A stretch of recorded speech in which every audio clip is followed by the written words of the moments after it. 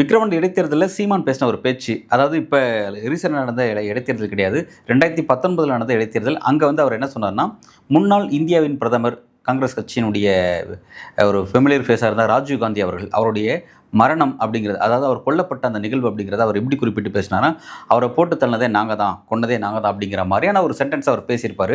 அதுக்கு எதிராக தான் வந்து காங்கிரஸ் வந்து கொந்தளிச்சு அவருக்கு எதிராக வழக்கு தொடுத்திருக்காங்க. அந்த வழக்கு வந்து இப்போ தான் வந்து விசாரணைக்கு வந்திருக்கு அப்படிங்கிறத ஒன்று பார்க்குறோம். ஃபர்ஸ்ட் இந்த வழக்கோட விஷயங்கள் என்ன சொல்கிறாங்க அப்படின்னு பார்த்தீங்கன்னா, வந்து கிட்டத்தட்ட பார்த்தீங்கன்னா 504 மற்றும் 153 போன்ற சில செக்ஷன்ஸ் கீழே வந்து அவர் மீது வழக்கு பதியப்பட்டிருக்கு அப்படிங்கிறத பார்க்குறோம். அவருக்கான பிடிவாரண்ட்லாம் போட்டிருக்காங்கிறத பார்க்குறோம். அவர் என்ன சொல்லியிருக்காங்கன்னா, அந்த விக்கிரவாண்டி விஷயத்தில் அவங்க பேசுறதுக்காக அங்கே வந்து மாவட்ட நீதிமன்றம் அவருக்கு வந்து பிடிவாரண்ட் போட்டிருந்தாங்க. அந்த பிடிவாரண்டை ரத்து செய்யணும்னு சொல்லிட்டு அவர் கேட்டிருந்தாரு. அதே மாதிரி வந்து இந்த வழக்கில் இருந்து என்ன விடுவிக்கணும் அப்படிங்கிற மாதிரிலாம் அவர் கேட்டிருந்தாரு. அதை வந்து மறுத்திருக்காங்க.